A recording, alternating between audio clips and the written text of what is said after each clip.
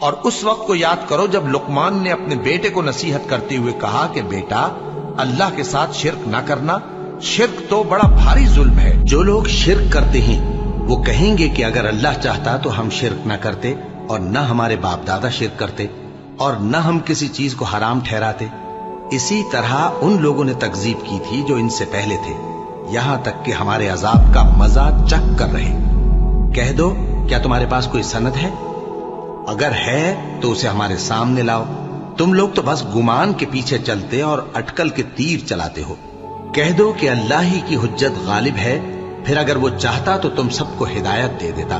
کہو کہ اپنے گواہوں کو لاؤ جو بتائیں کہ اللہ نے یہ چیزیں حرام کی ہیں، پھر اگر وہ آ کر گواہی دیں تو تم ان کے ساتھ گواہی نہ دینا، اور نہ ان کی خواہشوں کی پیروی کرنا جو ہماری آیتوں کو جھٹلاتے ہیں اور جو آخرت پر ایمان نہیں لاتے، اور بتوں کو اپنے پروردگار کے برابر ٹھہراتے ہیں۔ اے اہل ایمان، تمہارے مال و جان میں تمہاری آزمائش ضرور کی جائے گی، اور تم اہل کتاب سے اور ان لوگوں سے جو مشرک ہیں بہت سی ایذا کی باتیں سنو گے، تو اگر صبر اور پرہیزگاری کرتے رہو گے تو یہ بڑی ہمت کے کام ہے۔ کہو بھلا تم کو جنگلوں اور دریاؤں کے اندھیروں سے کون نکال لاتا ہے، جبکہ تم اسے عاجزی سے اور چپ کے پکارتے ہو اور کہتے ہو اگر اللہ ہم کو اس تنگی سے نجات بخشے تو ہم اس کے بہت شکر گزار ہوں۔ کہو کہ اللہ ہی تم کو اس تنگی سے اور ہر سختی سے نجات بخشتا ہے، پھر بھی تم اس کے ساتھ شرک کرتے ہو۔ کہہ دو کہ وہ اس پر بھی قدرت رکھتا ہے کہ تم پر اوپر کی طرف سے یا تمہارے پاؤں کے نیچے سے عذاب بھیجے، یا تمہیں فرقہ فرقہ کر دے اور ایک کو دوسرے سے بھڑا کر آپس کی لڑائی کا مزہ چکھا دے۔ دیکھو ہم اپنی آیتوں کو کس کس طرح بیان کرتے ہیں تاکہ یہ لوگ سمجھیں، اور اس قرآن کو تمہاری قوم نے جھٹلایا حالانکہ یہ سراسر حق ہے۔ جو لوگ ایمان لائے اور انہوں نے اپنے ایمان کو شرک کے ظلم سے ملوث نہیں کیا، ان کے لیے امن و بے خوفی ہے، اور وہی ہدایت پانے والے ہیں۔ اور یہ ہماری دلیل تھی جو ہم نے ابراہیم کو ان کی قوم کے مقابلے میں عطا کی تھی۔ ہم جس کے چاہتے ہیں درجے بلند کر دیتے ہیں، بے شک تمہارا پروردگار دانا ہے، خبردار ہے۔ یہ اللہ کی ہدایت ہے، اس پر اپنے بندوں میں سے جسے چاہے چلائے، اور اگر وہ لوگ شرک کرتے تو جو اعمال وہ کرتے تھے سب ضائع ہو جاتے۔ اور جن لوگوں کو یہ مشرک اللہ کے سوا پکارتے ہیں ان کو برا نہ کہنا کہ یہ بھی کہیں اللہ کو بے ادبی سے بے سمجھے برا نہ کہہ بیٹھے۔ اس طرح ہم نے ہر ایک امت کے اعمال ان کی نظروں میں اچھے کر دکھائے ہیں، پھر ان کو اپنے پروردگار کی طرف لوٹ کر جانا ہے، تب وہ ان کو بتائے گا کہ وہ کیا کیا کیا کرتے تھے۔ اور یہ لوگ اللہ کی سخت سخت قسمیں کھاتے ہیں کہ اگر ان کے پاس کوئی نشانی آئے تو اس پر ضرور ایمان لے آئیں گے۔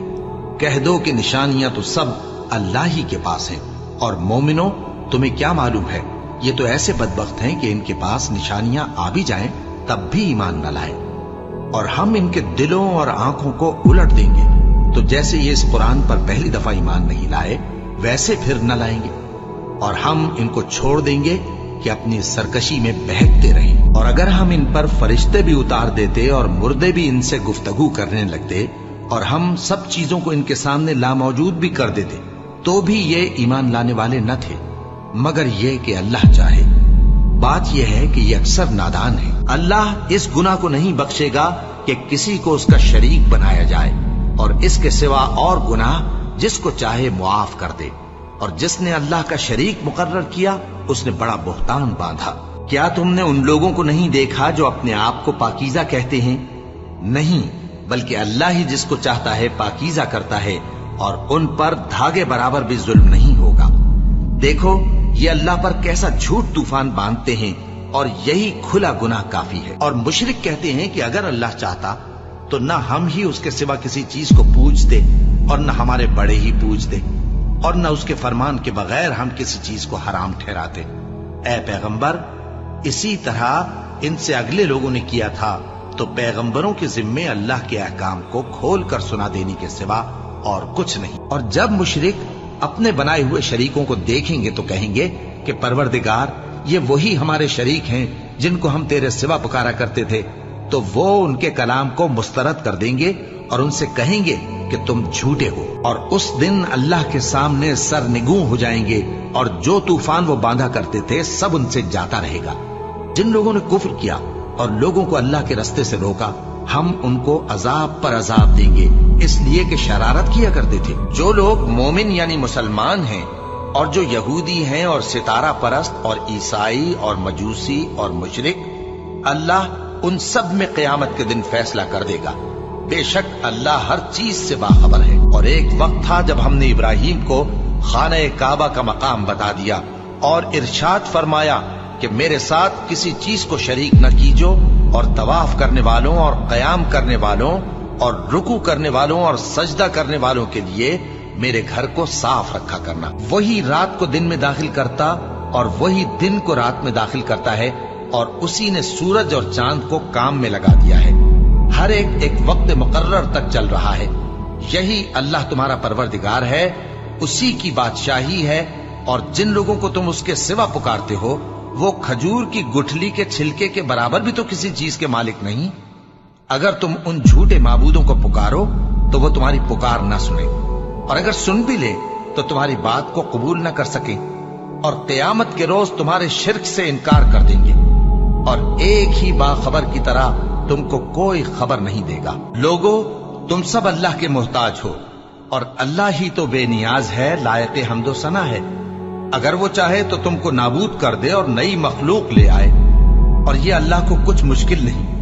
اور کوئی بوجھ اٹھانے والا کسی دوسرے کا بوجھ نہ اٹھائے گا، اور کوئی بوجھ میں دبا ہوا اپنا بوجھ بٹانے کے لیے کسی کو بلائے تو بٹایا نہ جائے گا، اگرچہ قرابت دار ہی ہو۔ اللہ جس کو چاہتا ہے سنا دیتا ہے، اور تم ان کو جو قبروں میں ہیں سنا نہیں سکتے، تم تو صرف خبردار کرنے والے ہو۔ کیا انہوں نے اللہ کے سوا اور سفارشی بنا لیے ہیں؟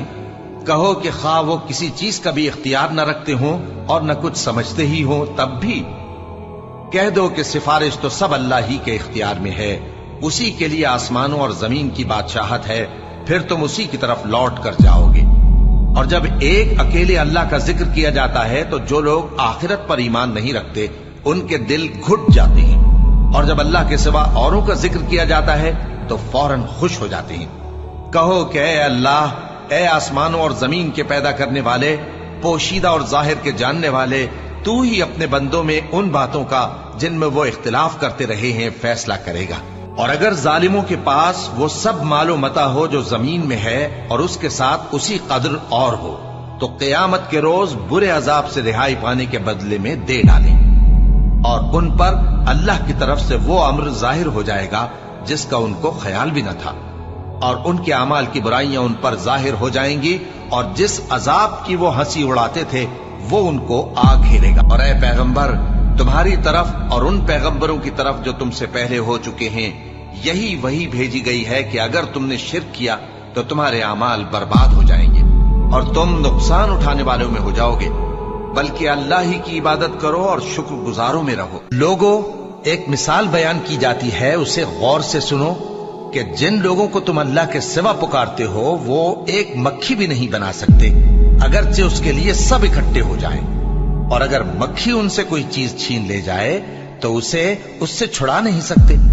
طالب اور مطلوب یعنی عابد اور معبود دونوں گئے گزرے ہیں، ان لوگوں نے اللہ کی قدر جیسی کرنی چاہیے تھی نہیں کی۔ کیا اللہ اپنے بندے کو کافی نہیں؟